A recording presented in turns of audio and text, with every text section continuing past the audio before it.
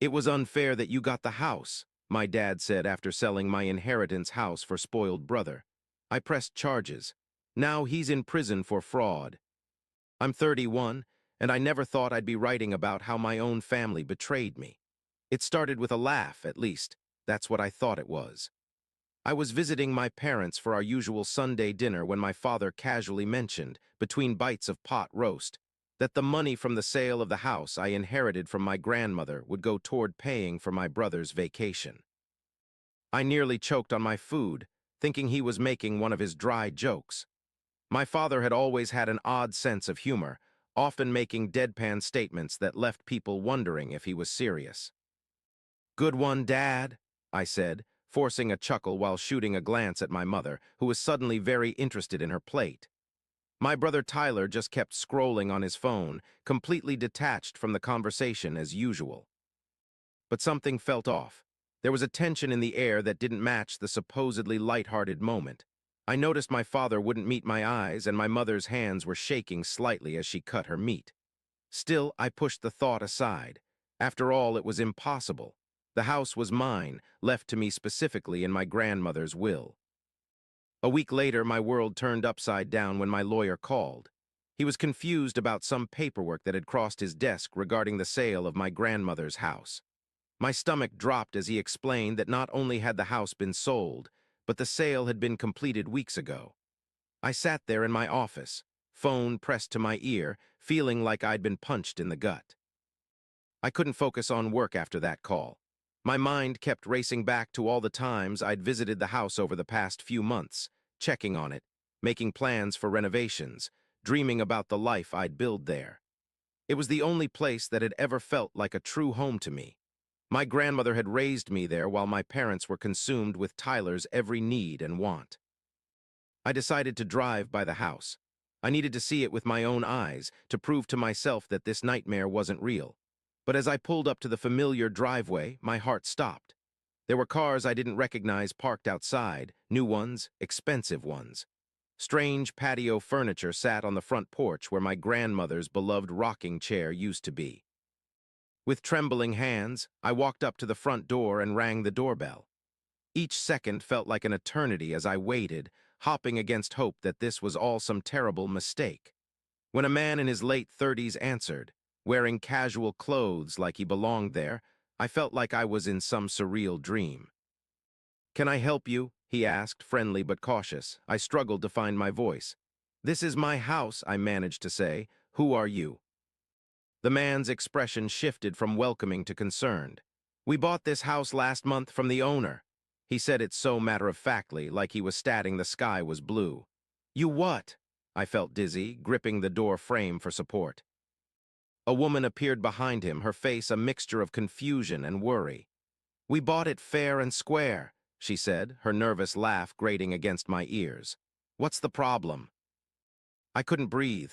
I pulled out my phone, frantically checking for any emails, any notifications about the sale.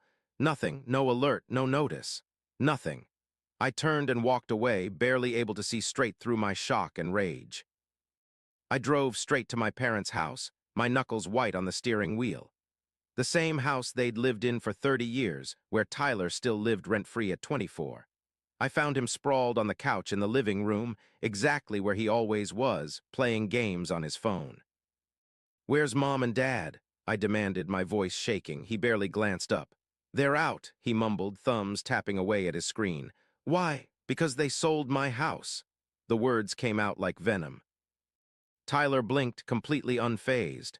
"Oh, that." He shrugged and went back to his game, as if we were discussing something as trivial as the weather. I stood there, staring at my younger brother, the golden child who had never worked a day in his life, who had gotten 3 cars bought for him after crashing each one, who had dropped out of college twice but still got an allowance. And now he was getting a vacation paid for with money from my stolen inheritance.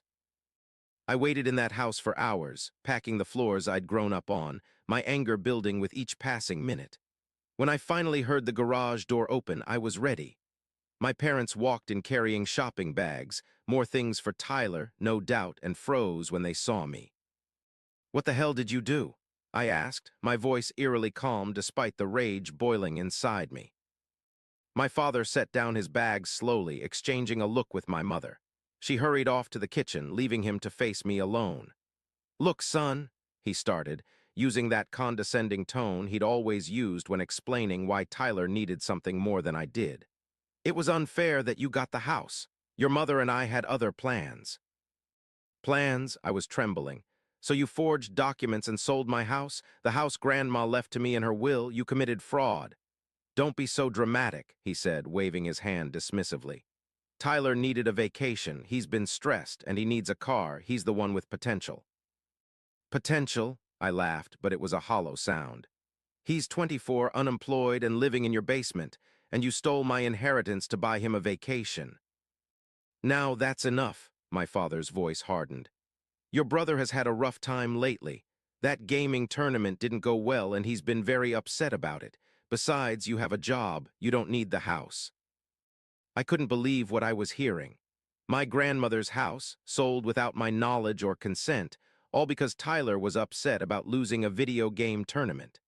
The house where I'd spent countless hours with my grandmother while my parents were busy catering to Tyler's every whim. The house that was supposed to be my fresh start, my chance to build something for myself. "I'm not letting this go," I said, my voice low and dangerous.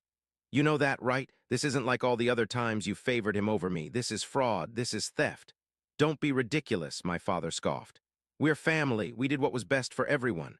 "No," I corrected him, "you did what was best for Tyler, like you always have, but this time you broke the law to do it."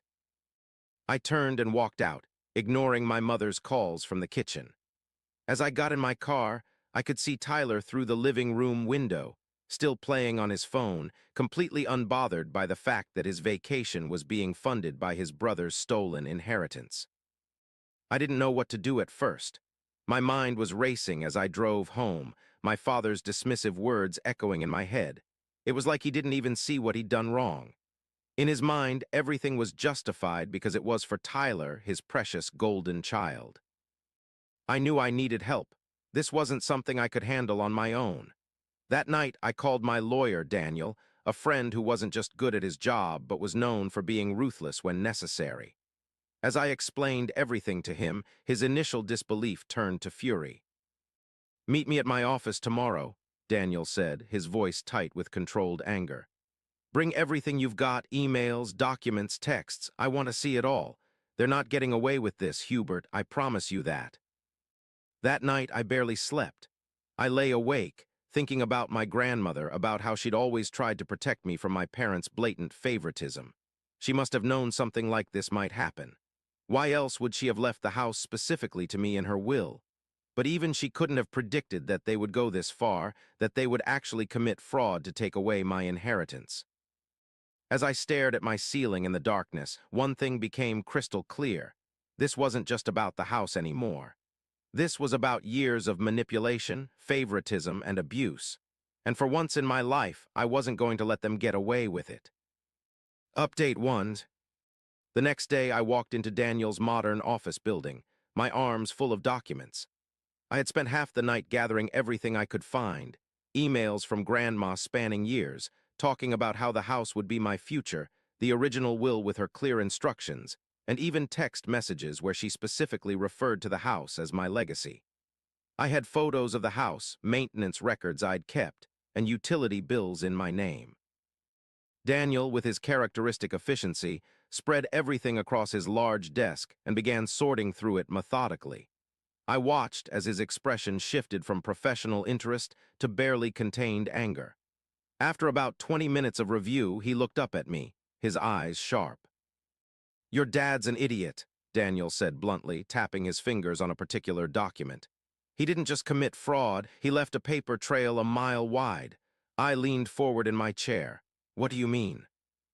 "Check this out," Daniel said, turning his monitor toward me.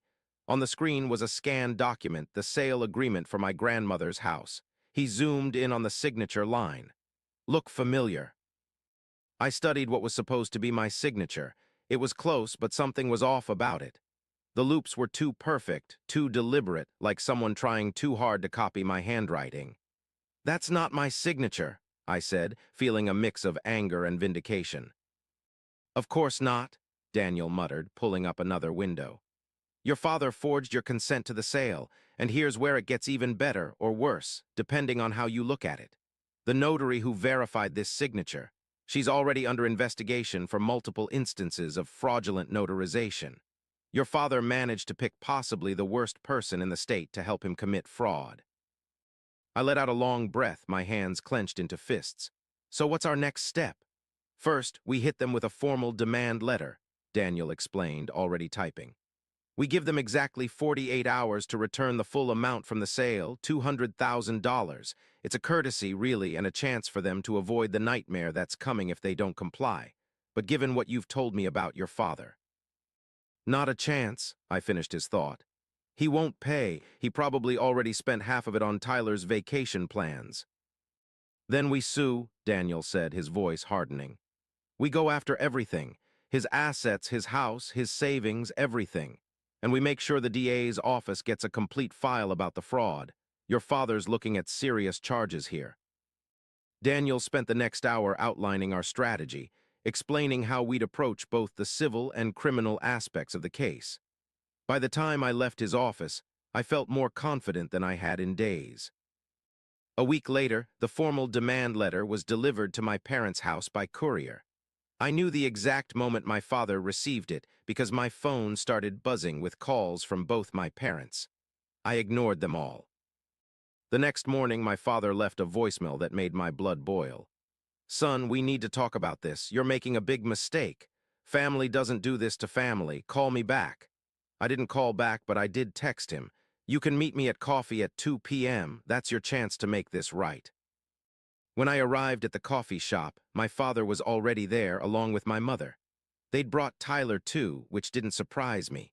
They always used him as emotional leverage. Hubert, my father began, his voice carrying that familiar patronizing tone. This is ridiculous. You're being completely unreasonable. We're family. I remained silent, watching him squirm. My mother kept wringing her hands while Tyler slouched in his chair, somehow managing to look both bored and annoyed. Listen to me, my father continued, leaning forward. This isn't how we handle things in this family. You don't take your family to court. You don't try to ruin your father's life over money. Think about what this will do to your mother, to Tyler. I could feel the rage building inside me, but I kept my voice steady. This isn't about money anymore. You didn't just take money from me. You stole my inheritance. You forged my signature. That's fraud, Dad. You're looking at jail time. My father's face paled slightly, but he quickly recovered. Don't be dramatic. No judge is going to send me to jail over a family matter. Besides, think about your future. Who's going to hire a lawyer who sued his own father? I'm not a lawyer, Dad, I reminded him. Remember, I'm disappointed in those who went into business instead of law school like Tyler, who, by the way, dropped out after one semester. Tyler finally looked up from his phone. Hey, don't drag me into this. It's not my fault you're jealous. My mother reached across the table, trying to take my hand. I pulled away. Sweetheart, please. Your father made a mistake, but he was just trying to help the family. Tyler really needs this vacation and... Stop, I cut her off. Just stop. This isn't about Tyler's vacation anymore. This is about decades of you two favoring him, giving him everything while I got nothing, but stealing my inheritance, forging my signature, that crosses a line. My father's demeanor suddenly changed. His voice became softer, almost pleading. Listen, son, I know you're upset. Maybe we can work something out. I'll give you some of the money, not all of it, but something. Say $50,000, that's fair, right? I almost laughed at the audacity. You can't negotiate your way out of fraud, Dad. You can't just offer me a fraction of what you stole and expect it all to go away. The house was worth $200,000, and that's just the beginning. Wait until the DA sees the forged documents. You wouldn't, my father's voice hardened again. You wouldn't send your own father to jail. Actually, I would, and I will. Unless you have the full amount ready to transfer right now, we're done here. This is why you never got ahead in life, my father spat, his mask of concern finally dropping. You're too rigid, too focused on what's right and wrong. That's not how the real world works, son. I stood up, pushing my chair back. No, Dad, that's how your world works, and your world is about to come crashing down. As I walked away, I could hear my mother crying and my father calling after me. But for the first time in my life, their manipulation didn't work. I felt strong, confident in my decision to finally stand up to them. When I got home, I had 17 missed calls and dozens of texts. My father had moved from threats to begging, offering increasingly larger portions of the money. My mother sent long, guilt-inducing messages about family loyalty and Tyler's mental health. Tyler himself sent a single text, "Way to ruin everything again." I forwarded all the messages to Daniel, who responded immediately, "Perfect. Every message is more evidence. Don't respond to any of them. Let them dig themselves deeper." That night, as I sat in my apartment looking at old photos of my grandmother and me in front of her house, my house, I felt a strange sense of peace. For the first time in my life, I wasn't backing down from my parents' manipulation. I wasn't accepting their excuses or their partial solutions. I was ready for it. Update 2. The legal proceedings moved faster than I expected. Within days of filing the lawsuit, my father's assets were frozen, a precautionary measure Daniel had pushed for, arguing successfully that Dad might try to hide or transfer the money. The evidence against him was overwhelming. Daniel had built an airtight case, presenting not just the forged documents, but also a pattern of suspicious financial activity. The notary, facing her own legal troubles, had quickly turned on my father, providing a detailed statement about how he had convinced her to verify the false signature. "Your father made a critical mistake," Daniel explained to me during one of our preparation meetings. "He assumed that because this was family business, normal laws didn't apply. He left a paper trail a mile wide, emails discussing the sale, bank transfers, everything. He didn't even try to cover his tracks." The preliminary hearings were tense. My father hired an expensive defense attorney, probably using what was left of my stolen inheritance to pay for it. Their defense strategy was pathetic. They tried to argue that there had been a misunderstanding about the ownership of the house, that my father had believed he had the right to sell it because he was the executor of my grandmother's estate. But the will was crystal clear. The house was mine, left to me specifically with no conditions or qualifications. When my father's lawyer tried to suggest that the will was ambiguous, the judge actually laughed. "Counsel," she said, "I've been reading wills for 30 years. This is one of the clearest I've ever seen. The house was left to Hubert, period." The criminal trial was another matter entirely. The district attorney's office, armed with the evidence we'd gathered, pursued fraud charges aggressively. My father's face turned ashen when they announced the charges: multiple counts of fraud, forgery, and theft. Tyler tried to help their case by testifying that he'd heard my grandmother say she wanted the whole family to benefit from the house. But under cross-examination, he crumbled. The prosecutor got him to admit that he knew about the forgery beforehand, that he'd watched our father practice my signature, that he'd been promised a vacation with the proceeds of the sale. My mother sat in the courtroom every day, alternating between crying quietly and shooting me reproachful looks. She'd sent me dozens of messages begging me to drop the charges, telling me I was destroying the family. I hadn't responded to any of them. The jury took less than 3 hours to reach their verdict: guilty on all counts. When the judge announced the sentence, 5 years in prison, my father finally showed real emotion for the first time. He broke down, begging the judge for leniency, saying he had a family to support. The civil case was resolved quickly after that. The sale of the house was voided, and the current owners who had bought it in good faith were compensated for my father's frozen assets. They were understanding about the situation, thankfully, and agreed to move out within 30 days. But the victory came with costs I hadn't anticipated. News of the case spread through our small town like wildfire. People took sides. Some supported me, saying it was about time someone stood up to my father's manipulation. Others called me heartless for sending my own father to prison. Tyler, suddenly cut off from the family money, had to find a job for the first time in his life. Last I heard, he was working at a local gas station and living in a cheap apartment. He blamed me, of course, sending occasional angry texts about how I'd ruined his life. My mother tried a different approach. She started showing up at my workplace, crying, telling my colleagues what a terrible son I was. I had to get a restraining order to make her stop. That was one of the hardest things I've ever done, legally barring my own mother from contacting me.